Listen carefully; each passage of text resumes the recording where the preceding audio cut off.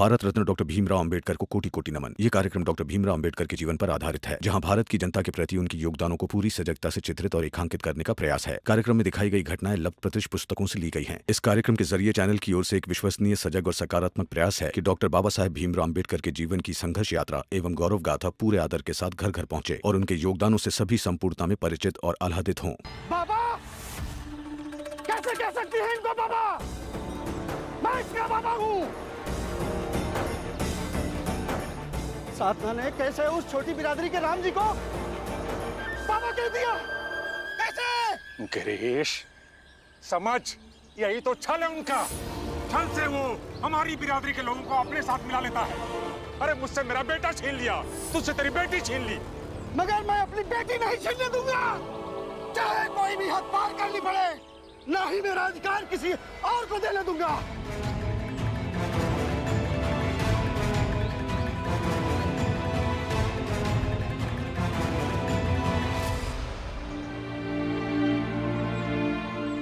थोड़ी सी चोट है, ठीक हो जाएगी। हाँ। अब है तो किस बात का डर बाबा, सब ठीक हो जाएगा। वही तो, जब बाप साथ हो तो कोई बेटा नहीं डरता है। बस हमारे बाप नहीं है साथ, न मेरे और न इसके। ऐसा नहीं है ना, ये है ना मेरे और तुम्हारे बाबा। भीमराव, तुम्हें दिक्कत तो नहीं अगर हम इन्हें बाबा कहेंगे तो? रिश्तों का संसार जब बढ़ता है तब व्यक्ति मजबूत बन जाता है, और मजबूत हो रहे व्यक्ति को बुरा क्यों लगेगा?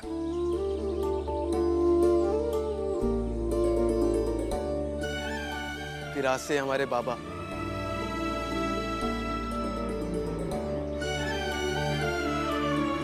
घर चलिए बाबा। चलते। घर तो मुझे भी जल्दी जाना है। आखिर हमारी सूचना मेघनाथ जी को किसने दी, और जिसने दी उसके बारे में जानकर जीजाबाई की आंखें खुलेगी या नहीं, ये भी तो देखना है। और क्या पता, इस घटना से शायद जीजाबाई सुधर जाए। आप कब सुधरेंगे ये बताइए।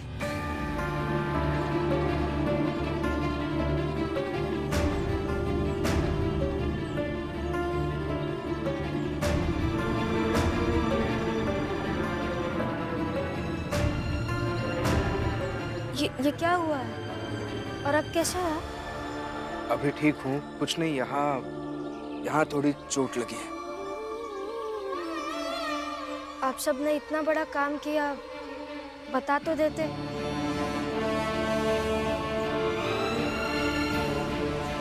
और इस बार तो आपने भी नहीं बताया। अरे मुझे ही कुछ पता नहीं था रमा। मुझे अचानक से लगा कि बाबा मुझसे छुपकर चले जाएंगे, तो मैंने रात भर उन पर नजर रखी और फिर पीछे पीछे चला गया। लेकिन जाते जाते तो उठा सकते थे ना आप सबसे नाराज हो और दुखी हो। भाभी, चलिए घर।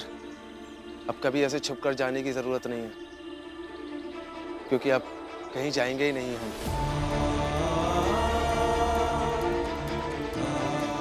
इसी जगह लड़ेंगे, जिएंगे और अपना घर बसाएंगे।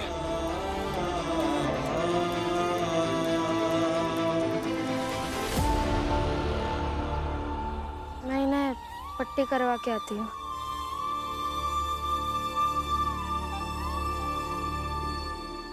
आज आगे या पीछे जाने की जरूरत नहीं है। आज सुधरने या न सुधरने का फैसला लेने की जरूरत है। हट जाइए दीदी। आज तुझे मैं नहीं जाने दूंगी, परिणाम चाहे जो भी हो। दीदी आप समझ क्यों नहीं रही है? मुझे जानना है वहाँ मेरे पति के साथ क्या हुआ है। घबराहट हो रही है मुझे जाने दीजिए आप। नहीं, जब अपने ही बहू रमा को तंग करती है तब घबराहट नहीं होती है। जब भीम के लिए नई नई मुसीबतें पैदा करती है तब घबराहट नहीं होती है। आज यहीं पर खड़े रहकर इंतजार कर।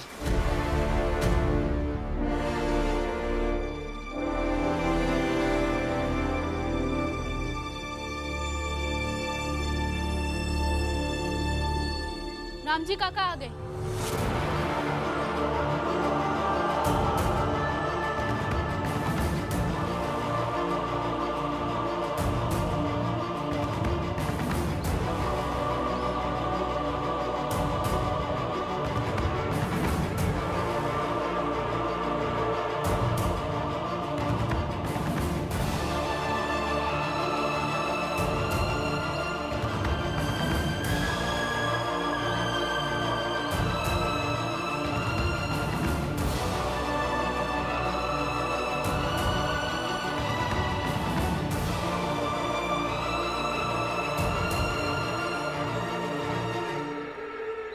भैया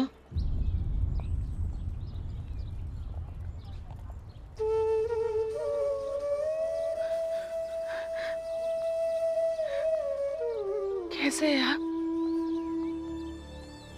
क्या कहा तुमने? मैं पूछ रही हूँ आप कैसे? नहीं, वो ठीक से सुना ही नहीं दिया। क्या कहा?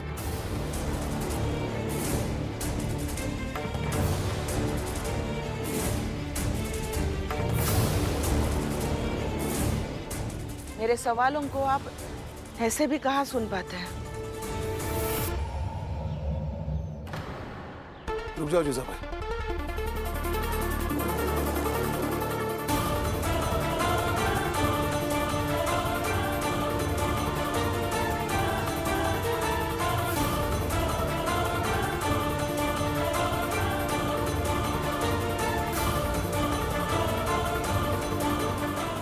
सुनना ही नहीं है तो रुकने का क्या फायदा? जीजा भाई, अभी ना दो चीजें हुई है। एक ये कि तुमने जिन लोगों पर भरोसा किया, अपना माना, उन लोगों ने ये नहीं सोचा कि उनकी मुखबिरी से तुम्हारा पति घायल हो सकता है।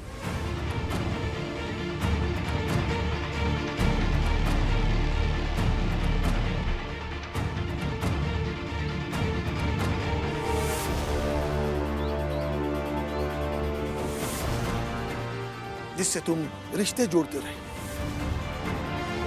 उन लोगों ने तुम्हारे रिश्ते की कदर नहीं की।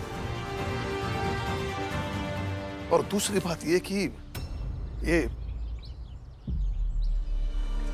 सब मुझे बाबा मानकर लौटे हैं।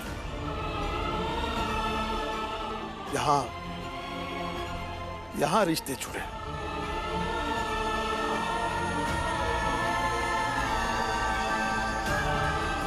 और मैं तुम्हारी बात इसलिए नहीं सुन रहा था क्योंकि हम सब बहुत मुश्किल से यहां लौट कर आए हैं। और तुम सिर्फ मुझे पूछ रही हो कि मैं कैसा हूं।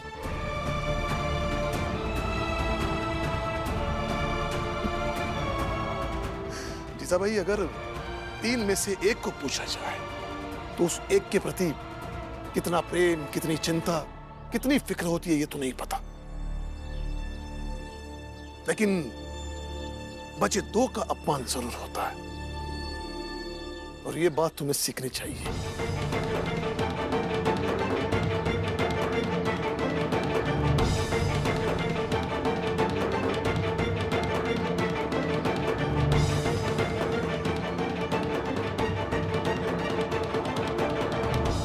हुआ? छोड़िए हाथ मेरा।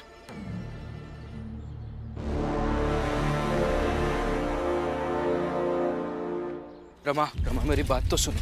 आप मुझसे बात मत कीजिए। अरे मुझे जो सही लगा वो मैंने किया। अब उस बात को लेकर तुम मुझसे बात नहीं करोगे तो ये सही नहीं होगा। और ये ठीक है? आपके सर पे जो चोट लगी है ये ठीक है? ऐसा नहीं करना चाहिए था आपको। अरे कैसे नहीं करता रमा, बाबा को बचाना जरूरी था, अलग साधना को बचाना जरूरी था। और जो व्यक्ति हमेशा ये सोचता है कि दूसरों के लिए, समाज के लिए कुछ करना उसकी जिम्मेदारी है, उसका कर्तव्य है, उसे कभी ना कभी चोट तो लगेगी, कभी ना कभी घायल तो हो ही जाएगा। इतनी समझदार होकर कैसी बातें कर रही हो तुम? हाँ, मैं समझदार हूँ, मैं बहुत समझदार हूँ। और मेरी समझदारी ये है कि जब तक मैं जिंदा हूँ तब तक आप अकेले कहीं नहीं जाएंगे। ये जो चोट लगी है ना, ये बढ़ जाती। आपके सर से अगर एक बूंद भी खून गिरा होगा ना तो मुझे बुरा लग रहा है। उसमें से आधा खून मेरा होता और आधा ही आपका होता। भीमराव अंबेडकर नाम है आपका, पहचान है, लोग आपकी इज्जत करते हैं। और उसका हिस्सा अगर मुझे मिलता है तो आपकी परेशानी, आपकी पीड़ा, इस सब का भी आधा आधा हिस्सा चाहिए मुझे। लोग बाहर से दबकर मर जाते हैं, लेकिन आपकी रमा हिस्सा ना पाने के खालीपन से मर जाएगी। रमा,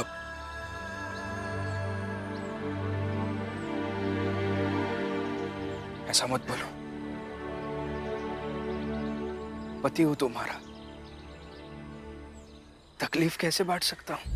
मत बांटिए ना, लेकिन आप अगर कहीं जा रहे हैं तो उठाकर तो जाइए। आपके हिस्से की सारी तकलीफ मैं खुद बांट लूंगी। रमा, अब तुम मुझे ऐसे रास्ते में अकेला छोड़कर जा रही है, तो बताओ कि आगे से मैं तुम्हें उठाने की हिम्मत कैसे करूं? बकवास मत कीजिए आप। आपको भी पता है कि मैं कभी भी कहीं भी आपको अकेले नहीं छोड़ सकती।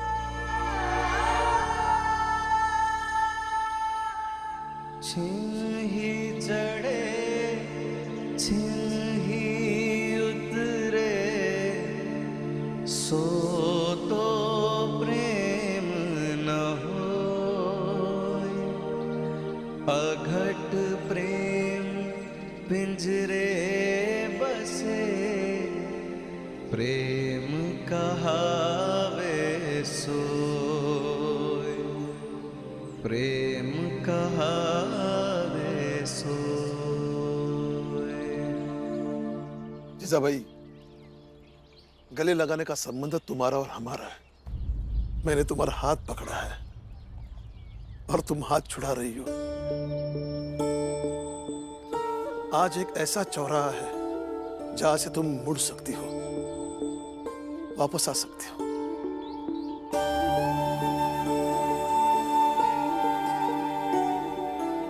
अपनों की करतूत तो तुमने देख ली, अब जिसे पराया समझ रही हो उसे एक बार अपना कर देख लो। क्या पता अपनेपन का सही एहसास तुम्हें हो जाए।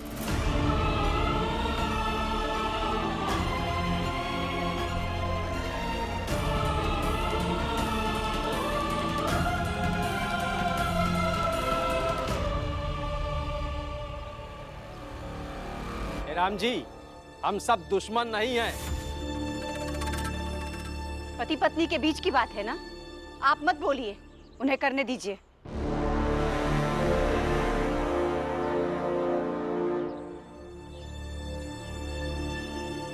लौट आओ चूजा भाई, लौट आओ। मैं कभी नहीं कहूंगा कि तुम क्यों लौट कर आई। नहीं मैं मजाक बनाऊंगा। अगर कोई कुछ कहेगा तो हम उसे रोकेंगे। बस तुम लौट के आ जाओ।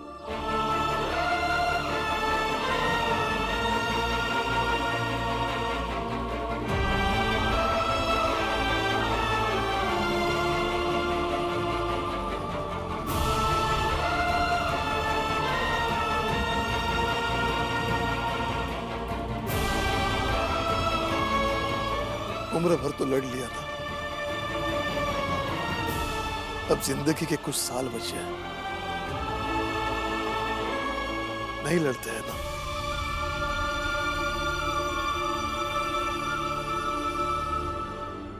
क्या है ना जीजा भाई, कई बार ना लड़ना भी प्रेम करने के जैसा ही होता है। करते हैं ना प्रेम, मैं तुमसे, तुम मुझसे, और हम दोनों मिलकर भीम, रमा, अलग, साधना समेत सबसे करते हैं ना प्रेम। मान जा।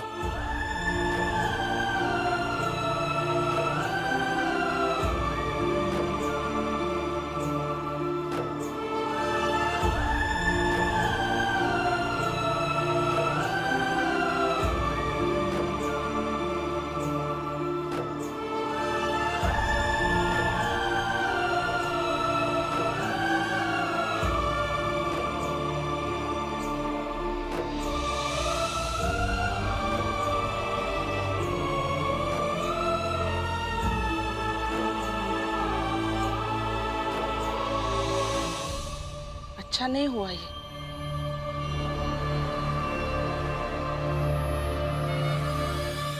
आपका बेटा भीम मर भी सकता था, मगर बस पट्टी ये हुई।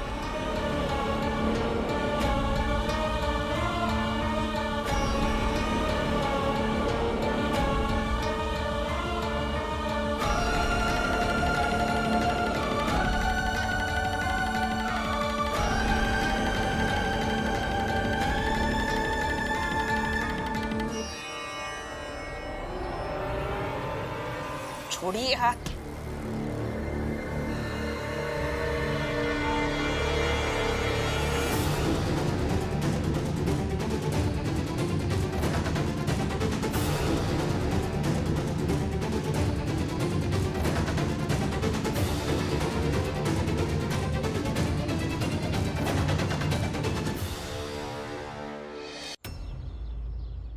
जवाब मिल गया होगा ना आपको? आप मुझसे जो उम्मीद कर रहे थे उसका क्या उत्तर दूंगी? कुछ मिलता ही नहीं तो प्रेम जन्म कैसे लेगा? और मेरे और आपके बेटे के विचारों में कुछ भी नहीं मिलता।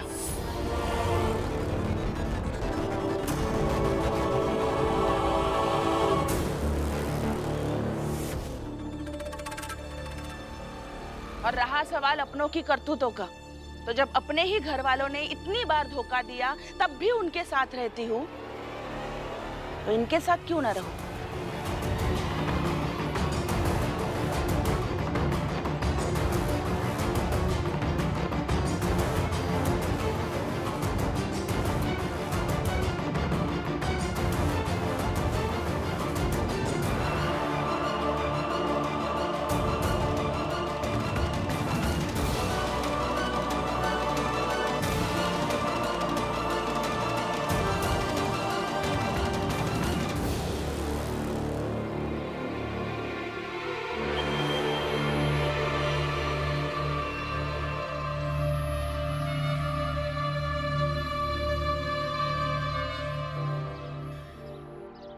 शोभा, साधना और अलग यही रहेंगे।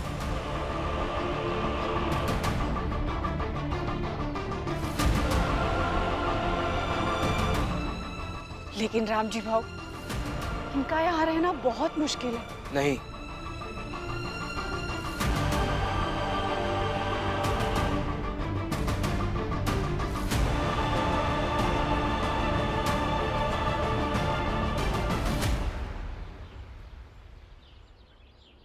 अब चाहे जो हो जाए,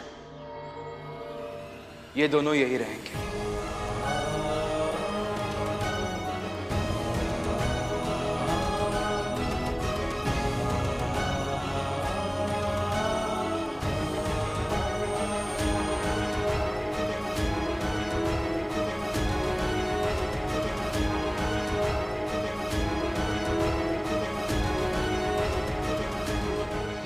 कितना प्यार करते हैं बेटी से, मगर बेटी ने मेरे सामने उस छोटी बिरादरी के राम जी को बाप कह दिया। मान सम्मान भी नहीं देखा। अरे चुप हो जाओ गिरीश, कितना रोओगे? अब से देख रहा हूं बस रो ही रहे हो। आंसू ही नहीं रुक रहे हैं साहब। रुकेंगे भी नहीं, क्योंकि आपको पता ही नहीं ना कि आप रो क्यों रहे हैं। मान सम्मान चला गया उसके लिए या आपके सामने आपकी बेटी साधना जी ने किसी को बाबा कह दिया इसके लिए, या आपका दामाद छोटी बिरादरी का है इसके लिए? आप नहीं समझेंगे। समझाएंगे तो समझूंगा, मगर आपके पास समझाने के लिए कुछ है ही नहीं तो समझाएंगे कैसे? शिशुपाल, तू जा यहाँ से, जा। हाँ हाँ, जा रहा हूं। आंसू अगर सही कारण पर बहाया जाए ना तो मन हल्का हो जाता है,